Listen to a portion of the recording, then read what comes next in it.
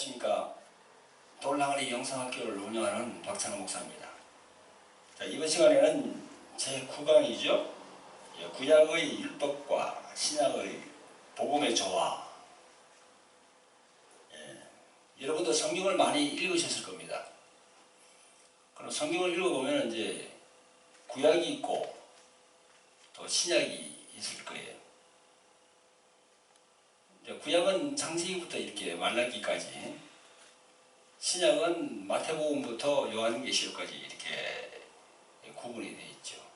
그래서 구약과 신약 중간에 그 예수님의 십자가 사건이 있는 것입니다. 자, 구약은 율법으로 이렇게 되어 있습니다. 신약은 복음으로 되어 있고. 그래서 이제 그걸 제일 간단하게 이렇게 말씀해 주고 있는 구절이 요한복음 1장 17절에 보면 이런 말씀이 있습니다. 율법은 모세로 말미암아 주신 것이요 은혜와 진리는 예수 그리스도로 말미암아 온 것이라, 이렇게 되어 있습니다. 이렇게 이제 한 단어로 이렇게 정리를 하고 있죠. 근데 요한복음 1장 17절에 이렇게 나와 있지만, 그걸 요한복음 1장 1절로 이렇게 쭉 올라가 보면 태초에 말씀이 계시니라. 다른 말로 하면 태초에 로고스가 계시니라. 태초에 그리스도가 계시니라. 그렇게 되겠죠. 그래서 이제 그게 우리가 이제 태초에 말씀이 계시니라 이렇게 되어 있으니까 이해가 이렇게 빨리 오질 않습니다. 그러나 그게 이제 태초에 로고스가 계시니라, 그렇게 되면 우리가 이해를 빨리 할 수 있죠. 혹은 또 태초에 그리스도가 계시니라, 이렇게 이제 원문대로 이렇게 해석을 하면 빨리 우리가 이해를 할 수가 있습니다. 그 로고스라는 것은 로고스라는 말은 우리가 성경적으로 말하면 기록된 말씀을 말하는 거죠. 기록된 말씀. 하나님께서 하나님의 생각과 하나님의 이성으로 이렇게 생각한 모든 그런 감정들을 갖다가 기록한 것이 이제 성경책 아닙니까? 그 하나님의 이성이 이렇게 기록된 문서로 나왔다는 것이 바로 로고스예요. 거기에 이제 우리가 우리 마음으로 받아들일 때, 그 로고스를 읽을 때, 마음으로 받아들일 때, 마음으로 전해져 내려오는 그런 영감, 그걸 이제 레마라고 해요. 레마. 근데 그 모두가 다 그리스도 안에 있다는 겁니다. 그게. 그래서 태초에 그리스도가 계시니라, 이렇게 이제 번역한 그런 성경책도 있지요. 그래서 내려와서 이제 끝에 와서 요한복음 1장 17절에 율법은 모세로 말미암아 주신 것이요 은혜와 진리는 예수 그리스도로 말미암아 온 것이라, 이렇게 정리를 하고 있는 것입니다. 그래서 우리가 율법을 제대로 알고 복음을 제대로 알기 위해서는 이 요한복음 1장 17절의 말씀부터 이해를 해야 돼요. 왜 이게 여기에 율법과 복음이 나오는지. 이 복음이라는 게 바로 은혜와 진리 아닙니까? 율법을 모세로부터 말미암아 주신 것이요 구약에 있는, 구약에 예수님에 대해서 얘기가 나오지 않는 거죠. 예수라는 말이 나오지 않는 거죠. 구약에는 야훼 하나님만 나와요. 예수란 말은 절대 나오지 않습니다. 신약으로도 보니까 구약은 모세로 말미암아 주신 것이요 은혜와 진리는 예수 그리스도로 말미암아 온 것이라, 이렇게 이제 말씀을 하고 있는 것입니다.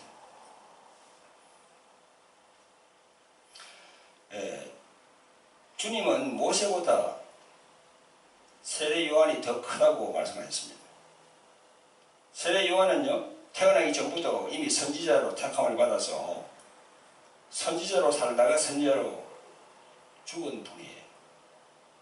모세도 선지자지만 하나님의 부름을 받아서 선지자가 되는 경우가, 이 세례 요한은 다른 면이 있습니다.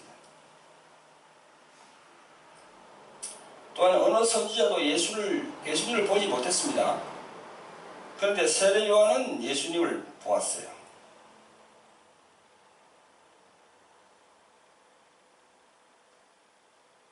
하지만 세례 요한이 아무리 훌륭하다 해도 하나님을 아버지라고 부르지 못했지만, 비록 우리는 죄 가운데 태어났지만 구원받고 거듭나서 하나님을 아버지라고 부를 수 있는 그런 특권을 누릴 수가 있는 것입니다.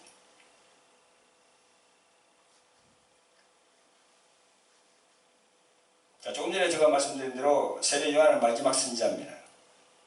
율법과 선지자는 세례 요한 때까지라고 말씀했습니다. 요한 이후로부터는 신약은 예수와 복음으로 말미암는 것이죠. 이 구약은 말이죠, 하나님의 의를 드러내서 하나님을 섬기게 하는 것입니다. 그러나 하나님 앞에서 인간은 죄로 멸망받을 수밖에 없었습니다. 그게 바로 율법으로 인한 것입니다. 그것을 선지자들은 다 그렇게 율법을 전했죠. 그래서 우리가 죄악이라 할 때도 그렇지 않습니까? 죄악, 흔들 죄악 얘기하죠, 그죠? 그 죄는 뭘까요? 죄는 우리가 십계명을 보면 10개의 계명이 있습니다. 앞에 4개는 대신 계명, 뒤에 6개는 대인 계명이죠. 그래서 앞에 4가지 계명, 그게 바로 하나님과의 관계거든요. 그 하나님 관계가 잘못된 것은 바로 그게 죄라는 것입니다. 죄. 그리고 뒤에 있는 6개, 인간 대 인간끼리의 그 관계, 그게 잘못되는 것을 악이라고 해요. 악. 그래서 성경은 죄악, 죄악이라는 얘기를 많이 쓰죠.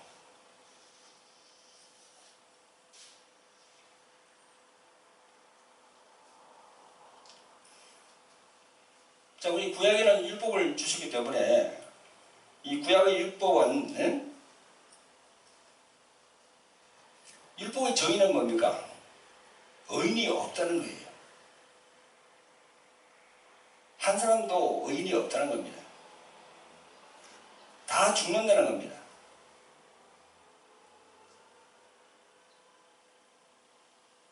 그럼에도 왜 우리에게 율법이 필요한가? 이 율법을 통해서 하나님을 만나라는 겁니다. 목적은 바로 그거죠. 율법을 통해서 하나님을 만나는 거예요. 십계명을 주신 목적도 마찬가지입니다. 십계명을 주셔가지고 그 십계명을 가지고 우리가 천국에 들어갈 수가 없는 거예요. 여러분, 천하 인간들이 그 십계명 자체를 100%다 지킬 수가 있겠습니까? 우리가 십계명을 가지고 논할 때 다 우리가 1계명부터 쭉 다 이렇게 지킵니다. 근데 다 지켜도 마지막 그 9째, 10째 가서는요, 자꾸 지키기가 힘듭니다. 탐심을 가지지 말라. 어떻게 탐심을 가지지 않을 수 있겠습니까? 거짓말을 하지 말라. 우리가 선한 거짓말도 할 수가 있거든요. 그래, 그게 9계명, 10계명이 가지고 참 지키기 힘들어요. 그 10계명을 주신 목적은 하나님을 찾아가는 겁니다.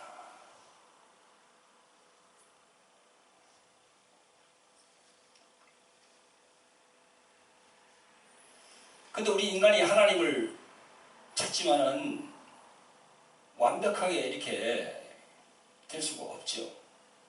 그래서 오신 분이 바로 예수님입니다. 그래서 우리가 요한복음 1장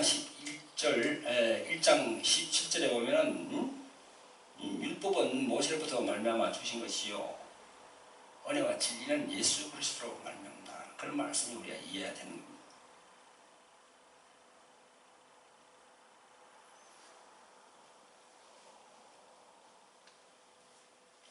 율법의 용어는 나는 죄인으로서이다 하는 그런 부분이거든요.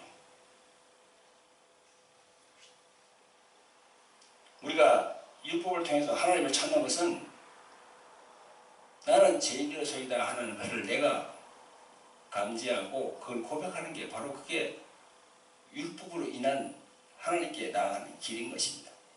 그 율법을 지켜서 하나님께 도달한다는 것은 그건 도저히 우리가 될 수가 없는 것입니다.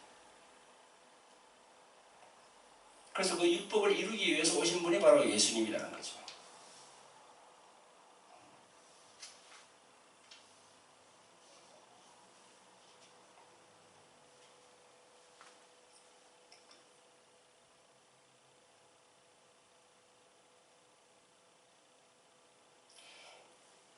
율법의 강령과 근본의 그 본질은요, 사랑입니다.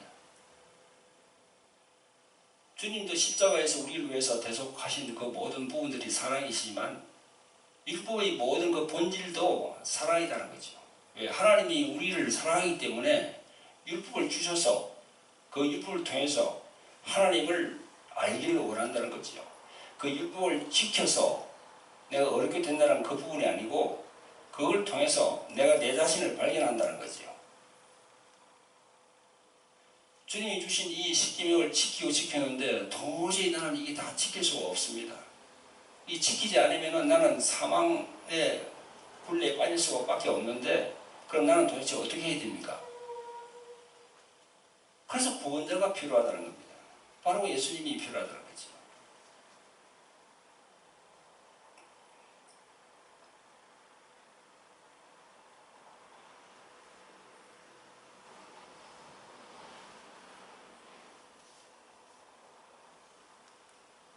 그런데 그런 얘기합니다. 율법은 사망의 법이라고. 그런데 율법은 험이 없어요. 율법 자체는 험이 없습니다. 다만 무엇이 문제냐면요, 율법의 약점은 용서가 없다는 겁니다. 그 안에 용서가 없다는 거예요.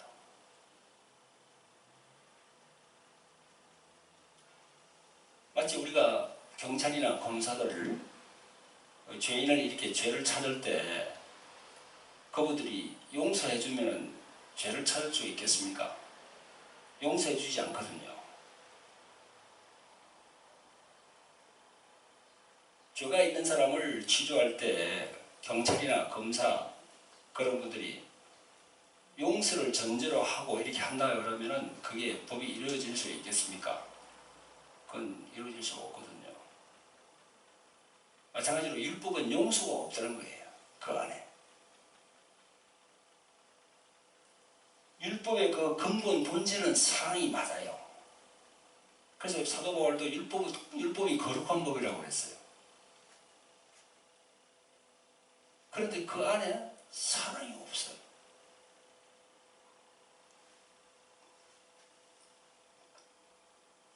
정죄만 있다는 거죠.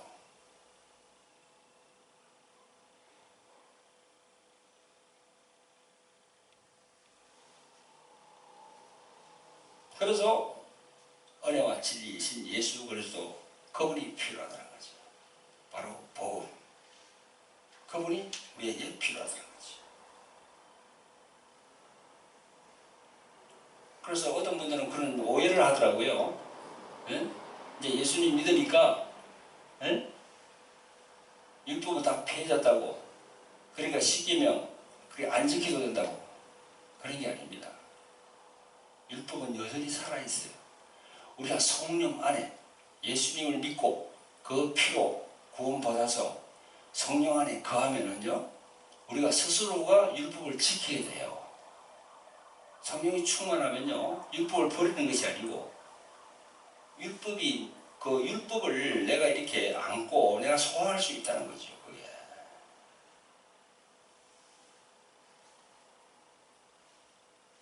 여러분, 여기 이제 파열판이 있습니다.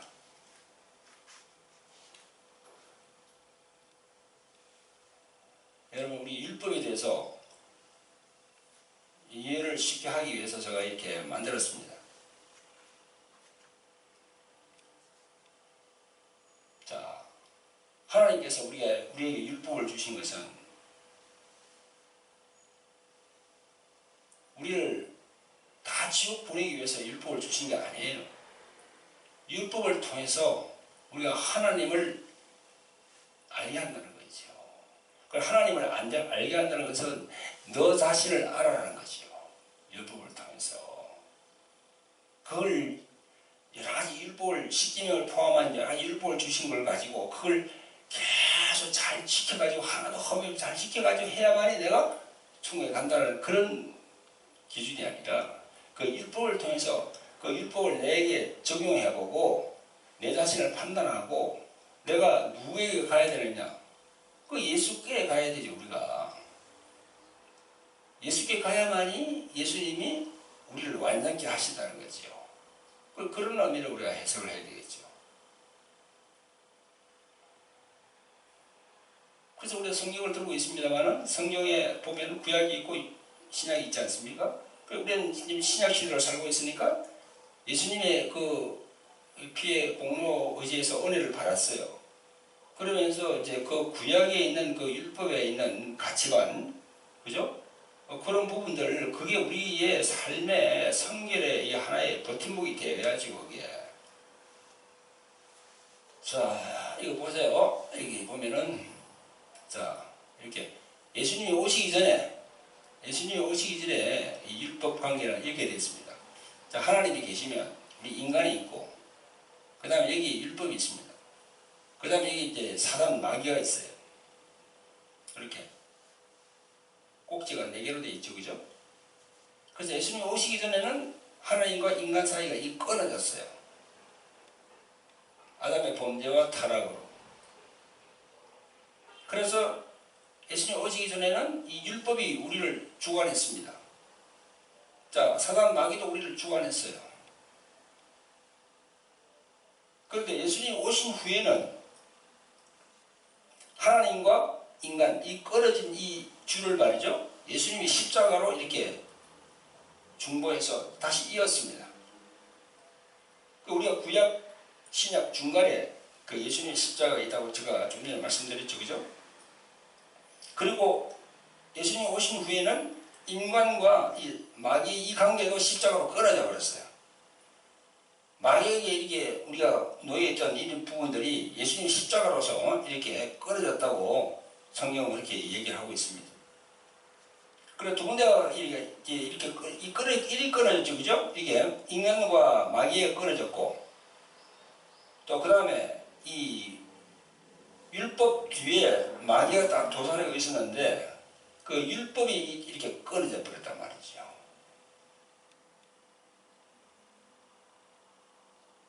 그래서 우리가 예수님 오시고 난 다음에 예수님을 믿고 예수님이 하시는 그 말씀을 우리가 쫓아 산다면은, 그 명령을 쫓아서 순종해서 산다면은, 예?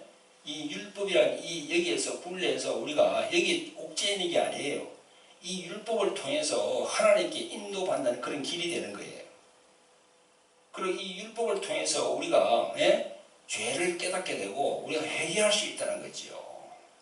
이 율법 하나 지켜가지고 내가 천국을 간다는 그런 개념이 아니고, 이 율법을 통해서 죄를 깨닫고 하나님께 인도받게 하는 이런 길이 된다는 거죠, 이게.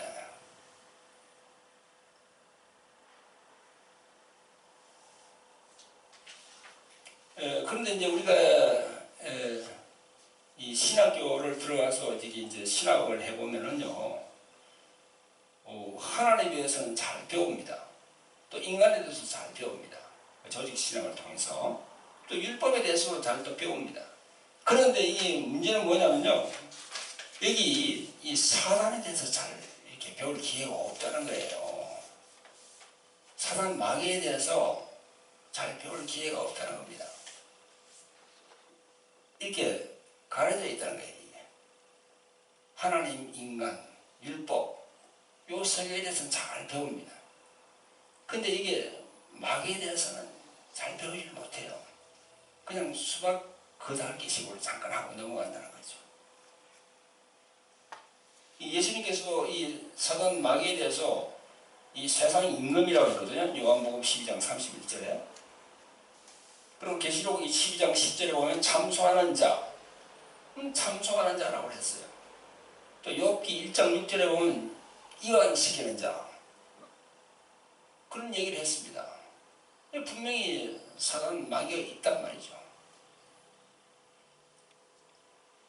그런데 우리는 다분히 이제 우리가 후속사적인 그런 신학 기조로 배우다 보니까 하나님께서 인간을 구원하기 위해서 예수님을 보내서 우리 인간을 구원했다 하는 그 후속사적인 그런 관점에서 보다 보니까 이 마귀가 자꾸 이렇게 자꾸 이렇게 소외되어서 우리가 이 가르침을 받을 그런 기회가 자꾸 적어져 버려요. 그런데 성경은 이런 얘기합니다. 죄를 짓는 자는 마귀에 속하나니 마귀는 처음부터 범죄함이라 하나님의 아들이 나타나신 것은 마귀의 일을 멸하려 하심이라. 요한일서 3장 8절에 분명히 말씀하고 있거든요. 마귀의 일을, 하나님 아들이 나타나신 것은 마귀의 일을 멸한다는 겁니다. 그럼 마귀의 일을 멸하는데 어떤 일을 멸하는가? 그 부분에 대해서 알려면 이 마귀에 대해서 우리가 많이 공부를 많이 해야지요.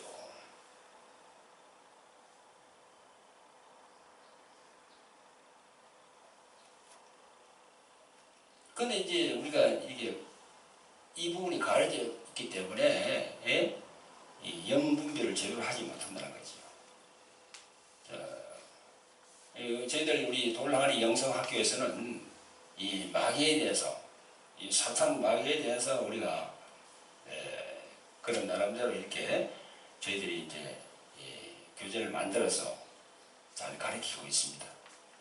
여러분들 이런 부분에 대해서 주님께서 그렇게 감동을 주시면은 돌랑아리 영성학교에 오셔서 함께 우리가 공부하고 또 은혜 나누는 그런 시간을 같이 했으면 좋겠습니다. 네, 감사합니다.